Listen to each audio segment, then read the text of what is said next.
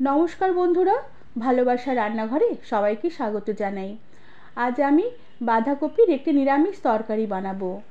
অল্প অল্প ঝোলে মাখা মাখা এই বাঁধাকপির তরকারিটি রাতে বা সকালে রুটি দিয়ে বা পরোটা দিয়ে খেতে দুর্দান্ত লাগবে।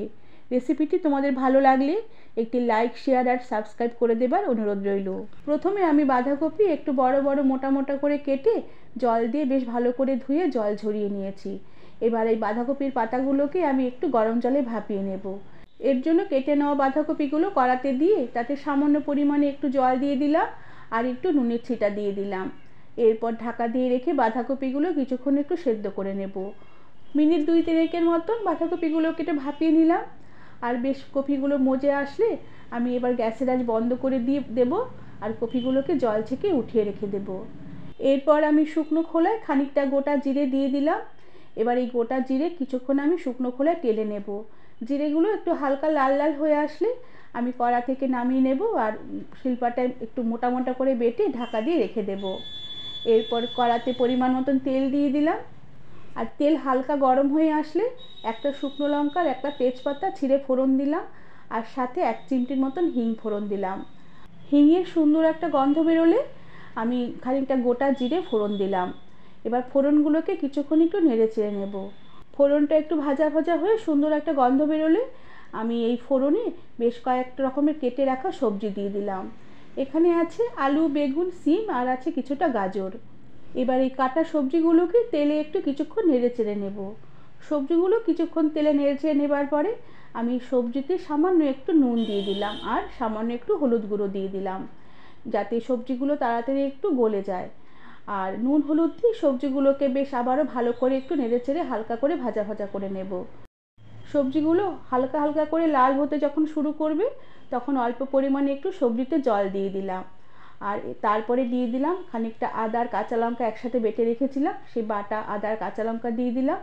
সাথে দিয়ে দিলাম সামান্য পরিমাণে একটু ধনের গুঁড়ো, সামান্য পরিমাণে একটু জিরের গুঁড়ো আর একটা ছোট সাইজের টমেটো লম্বা লম্বা করে কেটে দিয়ে দিলাম আর সাথে বেশ খানিকটা মটরশুঁটি ছাড়িয়ে দিয়ে দিলাম।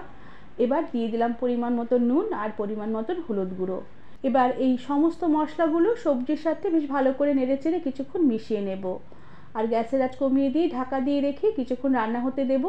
যেহেতু গুঁড়ো মশলা দিয়ে রান্না করছি, এতে গুঁড়ো মশলাগুলো যখন কষাবো তখন কষানোর গন্ধটা বেশ ভালো আসবে আর ভালো করে কষানো হবে। কিছুক্ষণ পরে ঢাকনা খুলে দিলাম। সবজি থেকে বেশ অনেকটাই জল শুকিয়ে এসেছে। এবার বেশ ভালোভাবে মশলাগুলো সবজির সাথে কষিয়ে নেব, যাতে এই মশলার জল বেশ ভালোভাবে শুকিয়ে গিয়ে মশলা থেকে তেল ছেড়ে ছেড়ে আসে আর বেশ ভালোভাবে সবজির সাথে ভাজা ভাজা হয়ে যায়। কিছুক্ষণ এভাবে সবজি মশলা একসাথে কষিয়ে নেবার পরে যে বাঁধাকপি সেদ্ধ করে জল ঝরিয়ে রেখেছিলাম সেই বাঁধাকপি সেদ্ধ দিয়ে দিলাম। এবার বাঁধাকপিগুলো সবজির সাথে মশলার সাথে বেশ ভালো করে নেড়েচেড়ে কিছুক্ষণ কষিয়ে নেব। কিছুক্ষণ বেশ ভালো করে নেড়েচেড়ে নেবার পরে সবজির সাথে আর মশলার সাথে বাঁধাকপি বেশ ভালো করে মিশে গেলে এবার আমি যতটুকু ঝোল রাখবো সেই মতন আমি গরম জল দিয়ে দিলাম। এখানে রান্নাতে গরম জলই দিতে হবে, ঠান্ডা জল এখানে দেওয়া যাবে না। গরম জল দিয়ে বেশ ভালো করে নেড়েচেড়ে মিশিয়ে নিয়ে ঢাকা দিয়ে রেখে গ্যাসের আঁচ কমিয়ে রেখে লো আছে বেশ কিছুক্ষণ আমি বাঁধাকপি আর তরকারিগুলোকে সেদ্ধ হতে দেব। প্রায় 8 থেকে 10 মিনিটের মতন লো আছে আমি রান্না করে নিয়েছি। সবজিগুলো বেশ অনেকটাই গলে এসেছে আর ঝোলটাও বেশ অনেকটাই ঘন হয়ে এসেছে। এবার আমি স্বাদের ব্যালেন্সের জন্য তরকারিতে একটু চিনি ছড়িয়ে দেব।